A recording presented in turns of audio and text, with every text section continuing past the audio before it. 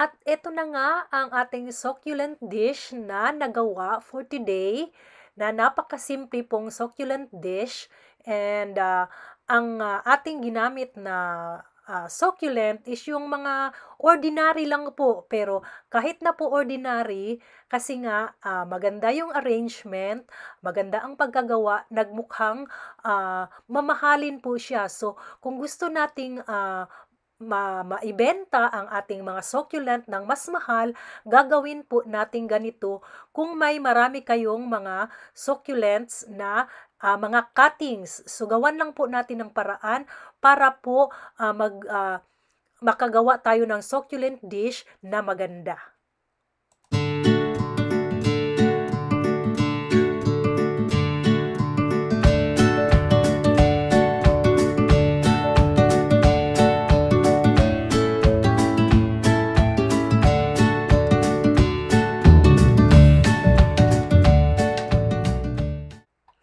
Hello mga friends! Welcome back to my channel. Kakaysato po sa Kaysiyahan. At for today's video, meron tayong gagawing succulent dish na ating mga overgrown na jelly beans. So, para po magiging healthy uli sila, kailangan po natin silang i-prune para may bago na namang sumibol comes winter time, kasi po masyado na pong mahahaba yung kanilang mga stems. So, para yumabong po, kailangan po nating mag-pruning. At saka, kung napansin nyo, sa dulo ng ating jelly beans, green na po siya, at sa medyo sa ibaba, red pa po. So, reason why is kasi po ang jelly beans, pag winter time po, namumula po siya or it turns red. So kaya po pula pa po yung nasa bandang dulo, sa bandang baba. Pero yung sa ibabaw, kasi magsi-summer na, kaya green na po siya. So, putulin na natin lahat ng mahahaba at nang maitanim natin sila sa ating bagong succulent dish. So, sundan nyo lang po ako at panuorin ang aking ginagawa para kung gusto nyo ring gawin ang ginagawa ko, masundan nyo po kung paano ko po mag-propagate, kasi isa po ito sa way ng propagating ng ating jelly beans. Okay?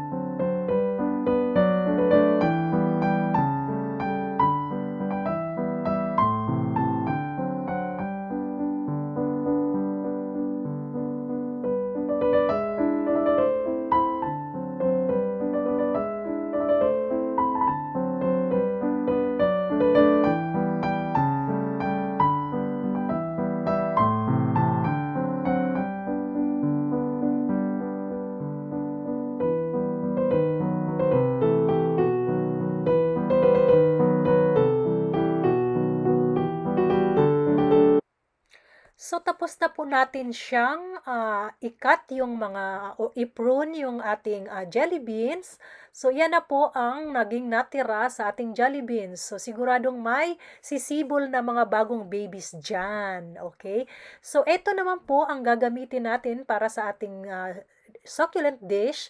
Meron tayong Echeveria cassis, and meron tayong Purple Delight, yung nasa gitna, and then meron tayong Chrissy in Ryan. So, ito po ang babawasan po natin sila kasi para ilagay natin sa ating succulent dish sa gitna. So, ito na po ang ating succulent dish. So, ayan, nandyan na po sa gitna yung ating malalaki. At para may ano siya, may accent siya, may kakaiba sa kanila, kaya nilagyan natin ng tatlong ibang klase ng Echeveria succulent na nasa gitna. So, pag tumubo yan sila, siguradong ang gaganda nila at ang ganda nilang tignan. Okay, so ito po ang napakasimpleng succulent dish na napaka-ordinary na ginamit natin na mga succulent, pero pag ginawa po natin ng paraan at nagiging creative po tayo, ito po ang kalalabasan. So siguradong kung ibenta natin ito, maibebenta natin ng mahal. Kasi maganda na nga, kasi pag nakita na maganda na yung arrangement, nakikita na ng mga buyer na maganda yung arrangement at blooming na sila, so doon po napamahal ang isang arrangement kahit na po napakasimple at napaka-ordinary po ng mga succulent. Hindi po kailangan ng mamahalin, for as long as magawa natin ng paraan at magiging creative tayo, pwedeng-pwede po nating ibenta ng mas mahal ang ating mga succulent na mga ordinary or mga common lang. Okay? So, ito po at aking na-share lang sa inyo. Baka gusto nyo din gawin sa inyo kung may mga succulent kayo, at sa mga hindi pa po nag-alaga ng mga succulent, sana makahiligan din ninyo kasi napakaganda talaga at napaka-stress reliever talaga nitong mga maliliit at cute at mga colorful na mga succulent. Okay? So, sana may natutunan kayo sa aking video for today, at huwag nyo pong kalimutan i-subscribe ang aking channel. Si Kakay Sato po ito sa Kaysiyahan, at panoorin ninyo po ang the rest of my video kasi maganda po talaga ang naging resulta ng ating succulent dish arrangement for today. Okay? Thanks for watching, everyone. Bye-bye! Until my next video!